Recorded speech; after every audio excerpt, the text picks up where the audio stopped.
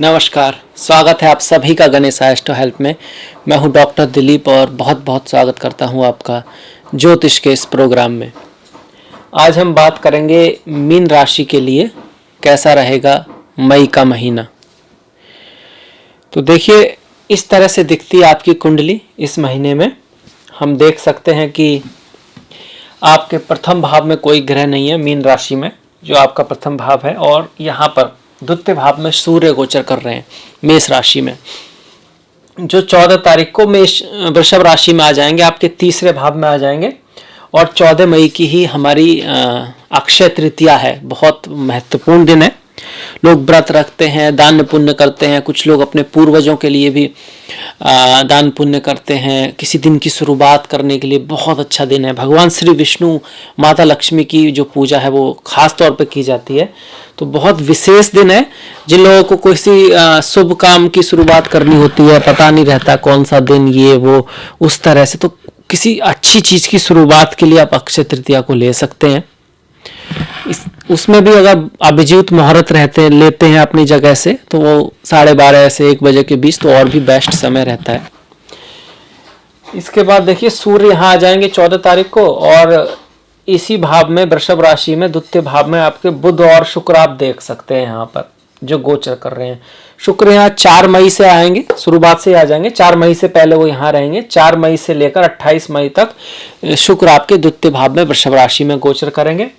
बुध की अगर बात करें, 26 मई को बुध मिथुन में जाएंगे, मतलब 26 मई से पहले वो आपके तृतीय भाव में वृषभ राशि में रहेंगे, और 26 मई को वो आपके चतुर्थ भाव में और मिथुन राशि में चले जाएंगे।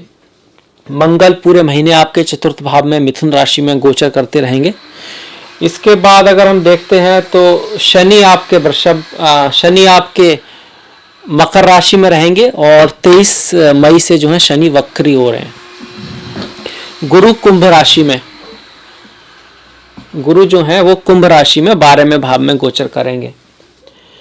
अगर राहु केतु को देखा जाए तो आप जानते हैं कि केतु आपके वृश्चिक में है और राहु आपके वृषभ राशि में गोचर कर रहे हैं। यहाँ पर हम राहु को लिख देते हैं, राहु को, ये लो, ये राहु आ गए। राहु जो है वृषभ में कर रहे हैं गोचर आपका। तो वृषभ राशि में काफी ग्रह हैं, देख सकते हैं आप। और ये तीसरा भाव है कुंडली का, और कुंडली का तीसरा भाव है किस चीज को दिखाता है? यात्राओं को, मेहनत को, पराक्रम को, पड़ोसियों को, छोटे भाई बहनों को, draft, craft, music, art, sports, इसको भी तीसरा भाव ही दिखाता है आपका। पराक्रम, मेहनत, ये सब। तो यात्राएं काफ़ी रहेंगी, पराक्रम काफ़ी होगा, मेहनत काफ़ी होगी, और उससे लक भी आएगा। पराक्रम से, मेहनत से रिजल्ट निकल कर आएगा। वैसे तो किसी को भी खाली चीज़ बिना करे नहीं मिलता है। कोई बात अगर किस्मत से मिलती भी है तो पुराने कर्म से मिलती है। वहाँ आपने कभी किसी का बहुत कुछ किया हो तो वो आपका कुछ कर दे, पर बिना कर्म किसी को नहीं मिलता। और ये महीना खासकर कर्म प्रधान दिखा रहा है, पराक्रम प्रधान दिखा रहा है। आपके छोटे भाई बहन, पड़ोसी और आपका पराक्रम, आपका सहयोगी साथ ही होगा इस महीने, और उससे आपको काफ़ी रिजल्ट की प्राप्ति हो सकती है, क्योंकि तृतीय भाव का स्वामी तृतीय ही भाव में बैठा है। एक अच्छा योग है, एक पराक्रम योग है।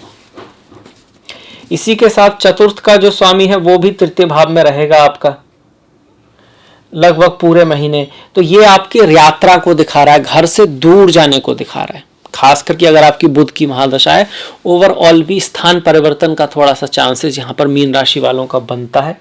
सूर्य जो यहाँ पर 14 तारीख के बाद रहेंगे, तो सूर्य 6ठे स्थान के स्वामी होकर तृतीय में रहेंगे। ये शत्रुओं पर विजय को दिखा रहा है। किसी कंपटीशन में आपको विजय प्राप्त हो सकती है, खास करके 15 तारीख के बाद। 14 को आएंगे तो 15 से आप ले सकते हैं। किसी कंपटीशन की आप तैयारी कर रहे हैं, लड़ाई झगड़ा में आपको विजय प्राप्त होगी। किसी के साथ कोई रेस है, कोई भी ऐसी चीज जहां हार जीत का कुछ खेल हो, वहां आपको विजय प्राप्त होने का चांस यहाँ पर बनता है। राहु तो यहाँ पर है ही। राहु का गोचर भी तृतीय भाव में अच्छा माना गया। आपका राहु चल ही रहा है तृतीय भाव में। शनि भी आपके अच्छे चल रहे हैं एकादश में। राहु जो तृतीय भाव में आपको बहुत सारी एनर्जी, मेहनत, पराक्रम देते हैं। आपकी ऑरा को, आपकी समाज में स्थिति को स्ट्रांग करते हैं, मजबूत करते हैं, पद प्रतिष्ठा प्रमोशन को बढ़ाते हैं, उपलब्धियों को जीवन में लाते हैं। हाँ, घर भूमि खरीदते समय और माता के स्वास्थ्य का थोड़ा ख्याल यहाँ पे रखना होता है जब राहु तृतीय भाव में गोचर कर रहे हो। तो यहाँ पर हमने देखा राहु, सूर्य, शुक्र, बुध, ये सारे के सारे ग्रह मिलकर नवम भाव को भी देख रहे हैं। तो कहीं ना कहीं आपके 14 तारीख के बाद सूर्य, शुक्र, बुध, राहु सभी पिता को भी इफेक्ट कर रहे हैं। पिता के भाव पर, गुरु के भाव पर, अब्रॉड एजुकेशन के भाव पर, दूर यात्रा के भाव पर उनकी दृष्टि पड़ रही है। तो ऐसे में अब्रॉड जाने के बहुत ज़्यादा योग हैं, क्योंकि इनमें किसी ना किसी की तो महादशा आपकी होगी, शुक्र की होगी, बुध की होगी, सूर्य की होगी। तो इन सब में से किसी की भी दशा महादशा होगी तो आपको दूर ले जा सकती है, यात्रा के लिए अच्छी रह सकती है।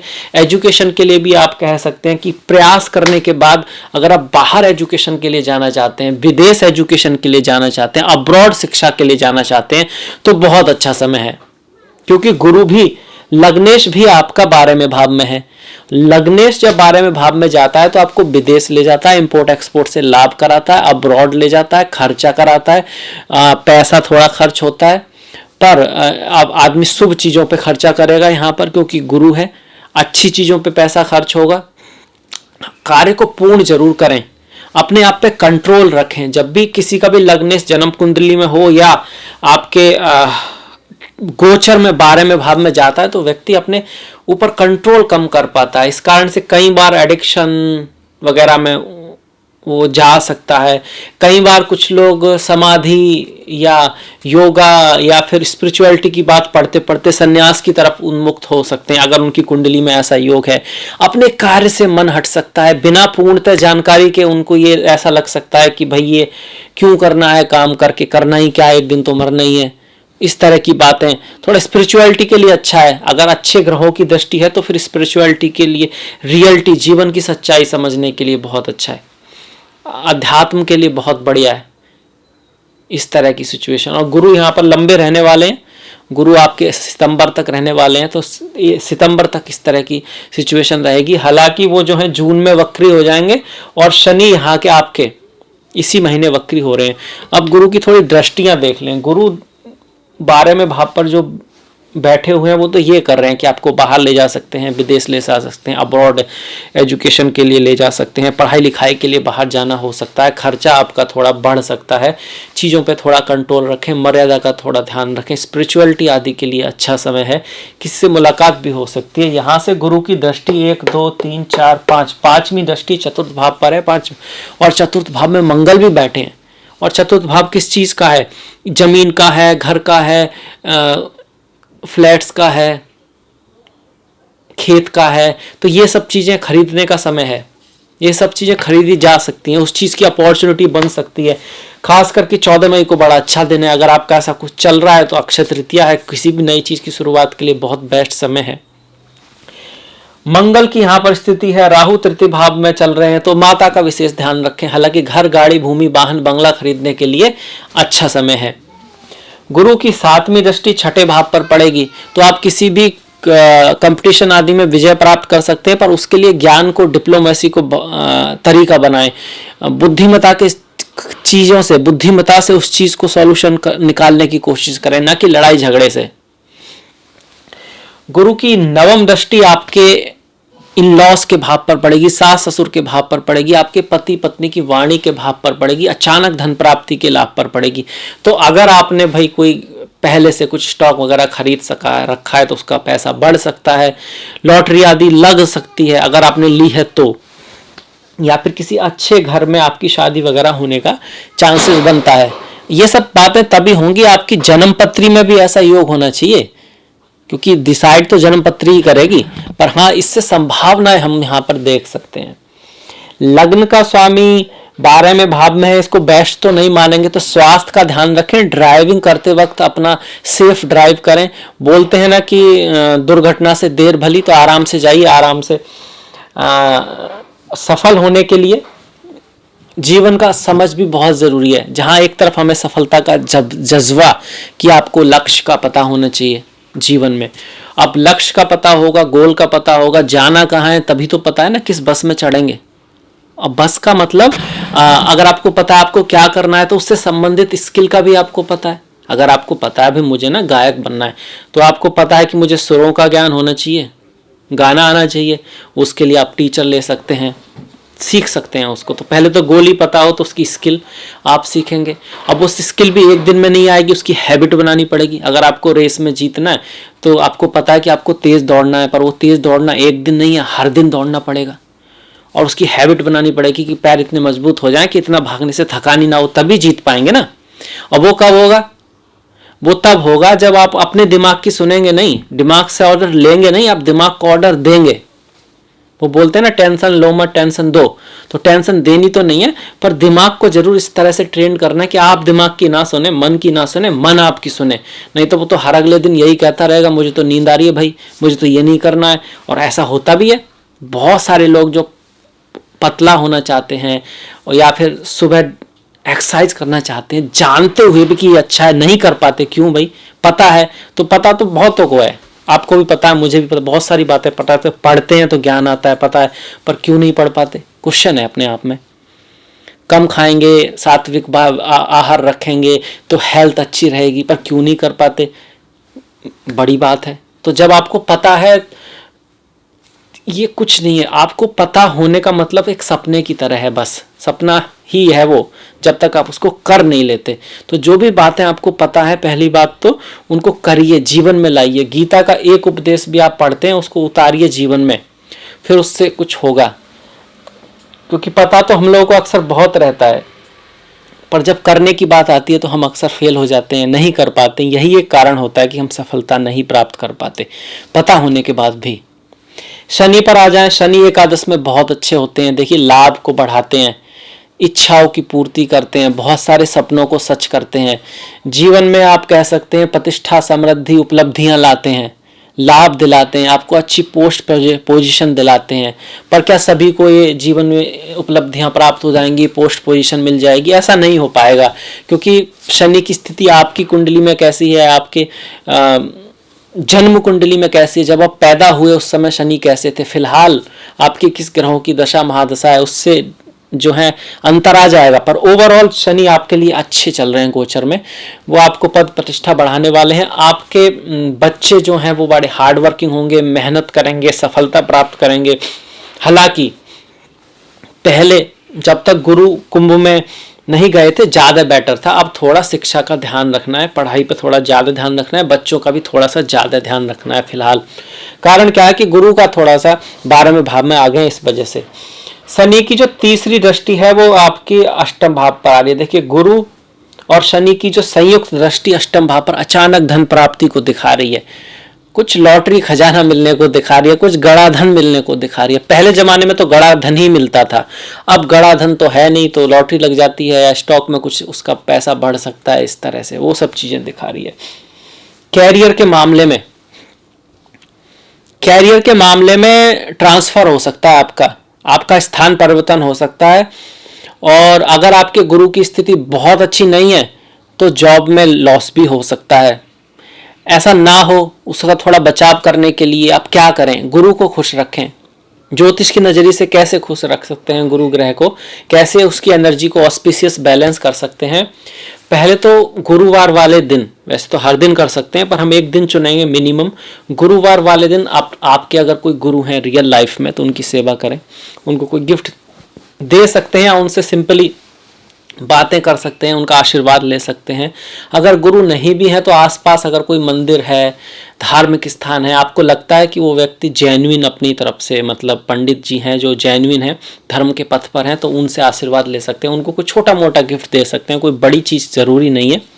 इसके साथ साथ सिंपली मंदिर में देव स्थान में बैठ जाएं, जाकर ईश्वर के प्रति थैंकफुलनेस, उनके प्रति कह सकते हैं कि उन्होंने जो दिया है उसका आपके अंदर ये होना चाहिए कि ईश्वर को थैंक यू बोलें आप उनके लिए जो आपके पास है। फिर जो नहीं है वो मांग सकते हैं, कोई दिक्कत नहीं है, पर पहले जो है उसके प्रति थैंकफुल जरूर हो। ईश्वर के दर्शन करें, जब भी उनका मंदिर या कोई दिखाई पड़ता है आपको जाते वक्त तो सर झुकाएं, वो भी करुणा के साथ, और कह सकते हैं कि धन्यवाद के साथ कि भाई उनको, आपको मानव जीवन मिला है, आपको आंखें मिली हैं, आपको हृदय मिला है, आपको हाथ पैर मिले हैं, आप सोच समझ सकते हैं। आप मानव जीवन अपने आप में आशीर्वाद है, बहुत बड़ा आशीर्वाद है, तो वो अपने आप में बहुत बड़े थैंक्स की बात है। उसके साथ साथ अपने गोलों को आपको जो है उसके लिए आप प्रयत्न भी करें और ईश्वर से भी मांग सकते हैं, उससे भी आपको शक्ति मिलती है। इसके साथ साथ हल्दी को नहाने के पानी में थोड़ा सा डालें गुरुवार वाले दिन, और जो केसर है उसका इस्तेमाल करें। केसर का तिलक भी लगा सकते हैं माथे पर, गले पर या जीवा पर, नाभि में, या फिर केसर को सुबह सुबह खाली पेट थोड़ा सा ले सकते हैं। उससे भी जो है गुरु स्ट्रांग होते हैं, गुरु शुभ रहते हैं। गीता को सुनने से भी गुरु स्ट्रांग, गीता, उपनिषद, पुराण, ये जो हमारे धर्म ग्रंथ हैं, ये बच्चों के साथ अच्छा व्यवहार रखने से भी गुरु अच्छे रहते हैं। तो गुरु चूंकि आपके लग्नेश हैं, अभी भी कर सकते हैं, बाद में भी कर सकते हैं, हमेशा भी करते रह सकते हैं, क्योंकि गुरु आपके बहुत महत्वपूर्ण ग्रह हैं। इसके बाद अगर हम आते हैं सूर्य पर, देखिए सूर्य उच्च के रहेंगे 15 तारीख तक। वाणी थोड़ी गर्म रहेगी, आप थोड़ा कटुभाषी हो सकते हैं, कुछ ऐसा बोल सकते हैं कि जो परिवार में थोड़ा सा मिसअंडरस्टैंडिंग का कारण बने। तो मधुर भाषा पर ध्यान दें, वाणी ऐसी बोलिए मन का आपा खोए, औरहु को शीतल करे आपहु शीतल होए। वाणी बहुत महत्वपूर्ण चीज़ है। वो कहावत है कि जो मीठा बोलता है उसका तो मिर्ची भी बिक जाती है, और जो कड़वा बोलता है उसका शहद भी नहीं बिकता। वो कहने के लिए है। कहने का मतलब ये नहीं है कि आप मिर्ची बेकिए, आप कहने का मतलब है कि वाणी बहुत महत्वपूर्ण है। आप किस बात को किस तरह से कह रहे हैं, ये सिर्फ बात ही नहीं है, ये उसके जीवन पे जो असर पड़ता है उसके लिए भी इम्पोर्टेंट है। आप किस तरह से बात कर रहे हैं, समझा रहे हैं। एक तो आपके मन में भावनाएं अच्छी होनी चाहिए। आप ये मत सोचिए कि व्यक्ति सिर्फ वही सुनता है जो आप कह रहे हैं, वो आपके दिल को सुनता है, उस तक उसकी भावनाएं पहुंच जाती हैं। गौतम बुद्ध की एक कहानी है जिसमें एक राजा की कहानी है। जब वो कहीं जाते थे तो एक दुकान को देख के उन्हें बड़ा गुस्सा आता था। राजा की समझ में ना आया कि भाई इसको ना मैंने देखा है ना कोई बात है, गुस्सा क्यों आता है। तो उसके सेनापति ने कहा कि कोई नहीं महाराज, हम देखते हैं क्या कर सकते हैं इस सिचुएशन का, क्यों ऐसा होता है। तो सेनापति ने जब पता किया तो वो जो व्यक्ति था वो महाराज के प्रति उसकी भावनाएं बहुत अच्छी नहीं थी। तो ये बात थोड़ा सा किसी के लिए शायद हास्यास्पद लगे, पर ये एक्सपेरिमेंट हो चुके हैं। अब साइंस के लेवल पे प्रूफ हो चुका है कि आपकी जो भावनाएं हैं वो व्यक्ति पे असर डालती है, ना कि आप जो मुंह से बोल रहे हैं। मतलब पॉलिटिकली करेक्ट होने के बाद भी अगर आप किसी के प्रति अच्छी भावना नहीं रखते हैं तो वो उस एनर्जी को फील करता है। व्यक्ति तो व्यक्ति, पेड़ पौधे भी फील करते हैं। आपको आश्चर्य होगा, ये कोई अंधविश्वास नहीं है। अगर आप किसी पेड़ के प्रति अच्छी भावना नहीं, आपको लगता है वो नष्ट हो जाए, वो खराब हो जाए इस तरह से, तो वो पेड़ भी आपकी एनर्जी को फील करता है, तो व्यक्ति तो करेगा ही। तो अच्छी भावनाएं रखें, उसके साथ मधुर भाषा बोलें। इसके बाद देखिए सूर्य तृतीय भाव में आएंगे, तो सूर्य का तृतीय भाव में गोचर ज्यादा महत्वपूर्ण माना गया। हालांकि यहाँ वो उच्च के नहीं है, पर सूर्य जो है षष्ठेश हैं तृतीय भाव में, आपके पराक्रम को बढ़ाएंगे, मेहनत को बढ़ाएंगे, हार्ड वर्क को बढ़ाएंगे। आप किसी कंपटीशन में विजय प्राप्त कर सकते हैं। प्रेम के विषय पर देखें तो कैसा रहेगा महीना। देखिए प्रेम के लिए बुध तृतीय भाव में है। प्रेम का जो कारक आपका सप्तमेश है वो तृतीय भाव में है। शुक्र अपनी ही राशि में है। सप्तमेश और आपका प्रेम के कारक एक साथ बैठे हुए हैं, तो प्यार के लिए महीना जबरदस्त है। किसी के लिए इजहार के लिए, किसी से बात के लिए, मुलाकात के लिए, उनके साथ कहीं जाने के लिए, घूमने के लिए, पति पत्नी प्रेमी प्रेम का, और किसी से, उसके लिए बहुत बढ़िया महीना है, खूब अच्छा महीना है, इसमें कोई दिक्कत नहीं है। पर जो लोग पहले से लाइफ में हैं, जो पहले से पार्टनर हैं, जो पहले से शादी विवाह में, वहां थोड़ा सा गर्मा गर्मी का चांस है। कारण क्या है? क्योंकि मंगल यहाँ पर है चतुर्थ भाव में, और चतुर्थ भाव होता है शादी के बाद के परिवार की जो वैचारिक स्थिति होती है, घर का जो माहौल होता है, वहां मंगल है। घर के माहौल में अग्नि है। अब अग्नि है मतलब थोड़ा गर्मा गर्मी है, थोड़ी मिसअंडरस्टैंडिंग है। पति कहेंगे भाई ऐसे करो, पति कहेंगे हम वैसे करेंगे, या फिर पति कुछ और कहेंगे, पत्नी कुछ और कहेंगे। ऐसी जो रिलेशन में एक दूसरे से थोड़ा टकराव की स्थिति रह सकती है। क्या करें? ज्योतिष के नजरिए हनुमान जी की पूजा करें, उनके चरण स्पर्श करें, उनके चरणों से जो है थोड़ा सा सिंदूर माथे पर लगा सकते हैं। गुड़ का दान करें। गुड़ थोड़ा सा असली गुड़ होना चाहिए, अच्छा गुड़ होना चाहिए। गाय माता को खिला सकते हैं, खराब गुड़ ना हो। जो आप अपने आप खाना पसंद नहीं करते उसको कभी भी ना कुत्ते को, ना गाय को, ना किसी को ना दें। अच्छा ही दें, थोड़ा दें पर सही दें। पहले तो खुद ही कोशिश करें ऐसी चीज लेने की जो ऑर्गेनिक हो, भले ही थोड़ी हो।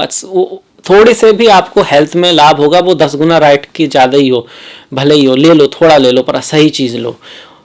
और थोड़ा सा ही दे दो, कोई बात नहीं, पर वो जो आ रहा है आजकल सस्ता और कुछ केमिकल वाला, वो उसका कोई मतलब नहीं है, उससे नुकसान ही होगा लंबी रेस में। तो गुड़ को गाय माता को दे सकते हैं आप, और बंदर वगैरह जो होते हैं उनको भी गुड़ चना वगैरह आप दे सकते हैं गुरुवार को या मंगलवार को मंगल के लिए, गुरुवार को गुरु के लिए, जो कि वो आपके लग्नेश हैं। मंगल की यहाँ पर स्थिति पार्टनरशिप में भी थोड़ा सा, जो प्राइवेट जो लाइफ है ना आप पति पत्नी की, उसमें थोड़ी सी दूरी लाने की कोशिश करेगी, पर ओवरऑल अच्छा है, बिजनेस के लिए अच्छा है, एनर्जी काफ़ी रहेगी, मेहनत करने का काफ़ी मन करेगा, क्योंकि वो बहुत ज़रूरी है। अंदर से ही ना आए काम करने का तो आपको दिक्कत रहती है। वो एनर्जी जो होता है ना कि भाई किसी चीज़ का मन नहीं है, तो वो सिचुएशन नहीं है, मन तो रहेगा, एनर्जी तो रहेगी, पर थोड़ा सा आपस में जो रिश्ते हैं उनके लिए बहुत ज़्यादा आप कह सकते हैं कि बढ़िया समय नहीं कह सकते, जो पहले से साथ में है उनके लिए, और जो नए रिश्ते की शुरुआत है या थोड़े दिन ही हुए हैं किसी को किसी मुलाकात के लिए, तो उसके लिए अच्छा समय है। मंगल की 10वें भाव पर दृष्टि और शनि पर दृष्टि पड़ रही है, एकादश भाव के स्वामी पर दृष्टि पड़ रही है। तो 10वें भाव पर जो दृष्टि है वो आपके कार्य में कंपटीशन और मेहनत को लाएगी, हार्ड वर्क रहेगा, मेहनत। वहाँ पर कोई ना कोई आपका जो प्रतिद्वंदी है वो आपसे काफ़ी इसमें रहेगा कि मैं उससे आगे ना निकलने दूँ, मैं थोड़ा आगे निकल जाऊँ, उस तरह से। 11वें भाव पर आपके द्वितीय मतलब धन के स्वामी की दृष्टि और भाग्येश की दृष्टि लाभ के लिए अच्छी है। पैसा आएगा पर खर्च भी काफ़ी होगा, लाभ के लिए बढ़िया है, किस्मत से लाभ होने वाला है, पर खर्च भी रहेगा महीने में। खर्च क्यों रहेगा? ज़्यादातर की 15 तारीख तक सूर्य की वजह से, जब सूर्य यहाँ है, कोई भी गर्म ग्रह हो अगर वो द्वितीय भाव में है तो धन आता तो है, पर जमा होने में दिक्कत होती है, मतलब कहीं खर्च हो जाता है। इस तरह की सिचुएशन 15 तारीख तक ज़्यादा रहेगी, उसके बाद उस चीज़ में आपका सुधार आएगा। राहु को अगर हम देखें तो राहु की पंचम दृष्टि 7वें भाव पर है, तो किसी भी छोटी मोटी बात पर, मिसअंडरस्टैंडिंग पर अपने पति पत्नी या प्रेमी प्रेमिका से शक ना करें, शक के बेस पर कोई बात ना करें। जब तक आप उस बात को जान नहीं लेते तब तक अपने पति पत्नी पर या प्रेयसी प्रेमिका के ऊपर शक ना करें। प्रेम संबंधों में शक, वो बोलते हैं ना कि शक की जो दवाई थी वो तो किसी के पास भी नहीं है, क्योंकि जब शक होता है तो कोई ना चीज़ हो वो भी होने लगती है, वो भी दिखने लगती है। अगर आपको ऐसा लग जाए, आपको ऐसा शक हो जाए कि वहाँ ना झाड़ी में सांप है और वहाँ सांप नहीं है, पर वो हवा चलेगी कुछ हिलेगा तो आपको हाँ है लग तो रहा है तो सही, वो ऐसा हो जाएगा जैसे आपके लिए हो ही गया हो। तो शक बड़ी बुरी चीज़ है, तो शक से बचें। राहु जो है धुएं का पहाड़ बना देते हैं, शक से रिश्तों में दरार डाल देते हैं, लोग अलग हो जाते हैं, उनको यही पता नहीं लगता कि जिस चीज़ के लिए अलग हुए वो तो था ही नहीं। तो उस चीज़ से बचना है। राहु विदेश यात्रा के लिए आपके लिए अच्छा योग बना रहे हैं, लाभ के लिए बढ़िया है, लाभ के लिए कोई दिक्कत नहीं है। तृतीय भाव में राहु का गोचर अच्छा है। केतु का आपके 9वें भाव में, पिता स्पिरिचुअलिटी की तरफ जा सकते हैं, या फिर उनका वो थोड़ा सा जो रियल लाइफ है उससे अलग हटने की कोशिश कर सकते हैं, रेस्पॉन्सिबिलिटी से भागने का उनका मन हो सकता है, या फिर अध्यात्म की तरफ उनका मन हो सकता है। उनकी समझ में थोड़ा सा वो रह सकता है कि क्या करना है क्या नहीं करना है, उस चीज़ को समझने में उनको दिक्कत रह सकती है लाइफ में फिलहाल में, या फिर अध्यात्म की तरफ मुड़ सकते हैं। केतु ऐसा ही कराते हैं आपके जीवन में भी, क्योंकि केतु की पंचम दृष्टि कुछ लोग मानते हैं, कुछ लोग नहीं मानते हैं, कुछ लोग मानते हैं कि उनका सर ही नहीं है तो दृष्टि कहाँ से आएगी। पर 9वें भाव में केतु का आना आपको ओपन बनाता है धर्म के लिए, आप प्रैक्टिकल हो जाते हैं, आप धर्म का एसेंस जानना चाहते हैं। आप मंत्रों को जब पढ़ते हैं तो मंत्रों की शक्ति को महसूस करना चाहते हैं, आप मंत्रों का अर्थ समझना चाहते हैं, आपको अकल्ट, ज्योतिष, एस्ट्रोलॉजी आदि में रुचि होती है, आप माया को समझना चाहते हैं, मोह को समझना चाहते हैं। ऐसी बातें में आपको आनंद आता है जो कि थोड़ी सी स्पिरिचुअलिटी, मतलब इस लाइफ से थोड़ी परे की हो, कि लाइफ के बाद में क्या होता है, मृत्यु से पहले क्या हुआ होगा। मृत्यु से पहले का मतलब जन्म से पहले का था मेरा, कि जन्म से पहले हम कहाँ थे, मृत्यु के बाद हम कहाँ जाएंगे, यह क्या सिर्फ यही जीवन है या इसके बाद भी कोई यात्रा रहती है। ये सब बातों में व्यक्ति की रुचि यहाँ केतु कर सकते हैं, अगर उसकी एज जो है 42 साल से आगे है। अगर 42 साल से कम है तो एजुकेशन में थोड़ा दिक्कत डाल सकते हैं। हायर एजुकेशन में गुरुओं के साथ थोड़ा मतभेद भी करा सकते हैं। ऐसे व्यक्ति को गुरु आसानी से नहीं मिलते, पर खुद वो ज्ञान का बड़ी उसको पिपासा रहती है, तो जिसको रुचि होती है वो इन द एंड सही ज्ञान तक पहुंच ही जाता है। वो वाली बात होती है जब केतु 9th में होते हैं। खैर, हमने सारे ग्रहों को देखा, उनकी सारी दृष्टियों को देखा। अब इस महीने के थोड़े से त्योहारों को देख लेते हैं। देखिए, एक तो यही है, 14 मई की अक्षय तृतीया है। कोई सी काम की आपको अगर शुरुआत करनी थी तो इस दिन कीजिए, क्योंकि एक शुभ दिन है। उसमें भी 12 बजे के बाद, 12:30 बजे के बाद आप अभिजीत जब नक्षत्र उसमें शुरुआत कर सकते हैं। घर खरीदना हो, गाड़ी खरीदनी हो, ज़मीन खरीदनी हो, बिजनेस की शुरुआत करनी हो, अगर आपकी दशा महादशा ठीक है तो दिन अच्छा जरूर है, बहुत अच्छा दिन इसको माना गया है। इसके बाद देखिए 26 तारीख का ग्रहण है, तो ग्रहण वाले दिन कोई बहुत बड़ी चीज़ नहीं करते हैं। मंत्र आदि के जाप के लिए, पूजा आदि के लिए अच्छा होता है। चंद्र ग्रहण है। 9 और 24 तारीख का प्रदोष व्रत है। इसमें से 9 वाला जो है वो सोमवार का प्रदोष है और 24 वाला जो है वो शनिवार का प्रदोष व्रत है। 9 वाले जो है 9 मई, उस दिन की शिवरात्रि भी है। तो 9 मई बहुत ही ऑस्पिशियस है, खासकर किसी का चंद्रमा एफ्लिक्टेड हो उनके लिए। एकादशी आपकी इस महीने जो पड़ने वाली हैं वो वरुथनी और मोहिनी एकादशी जो है इस महीने आपकी है। वरुथनी और मोहिनी एकादशी है। और संकष्टी होगी आपकी 29 तारीख को। संकष्टी का जो व्रत होता है वो श्री गणेश जी से जुड़ा है, जो कि कृष्णा तृतीया को मनाते हैं हम लोग। 21 तारीख की आपकी अमावस्या है। 21 तारीख की अमावस्या है और 14 तारीख की आपकी संक्रांति है। तो इस तरह से हम देख सकते हैं। थोड़ा एकादशी का जो तिथि है मैं वो देख लेता हूँ कि तारीख आपके लिए कौन सी पड़ेगी, वरुथनी और मोहिनी एकादशी की, क्योंकि तारीख भी बहुत महत्वपूर्ण है। जो लोग विष्णु भगवान के व्रत हैं, भक्त हैं, उनके लिए बहुत ही महत्वपूर्ण होती है। देखिए, वरुथनी जो एकादशी है वो 7 तारीख की है और मोहिनी एकादशी आपकी 23 तारीख की है। वरुथनी जो एकादशी है वो एक महाराज की स्टोरी है। एक राजा थे, जब वो बहुत तपस्या कर रहे थे तो उस समय एक बरहा आया और उसने उनका पैर खा लिया।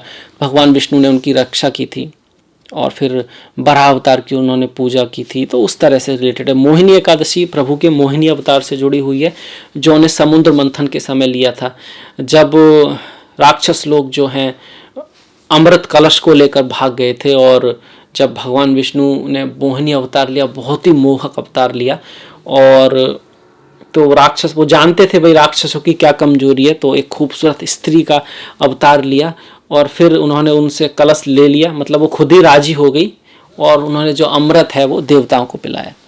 तो मोहिनी एकादशी मोह से आपको बाहर निकालती है, माया से आपको बाहर निकालती है। वो समझाती है आपको जीवन में कि कामना कभी शांत नहीं होती, वासना कभी शांत नहीं होती।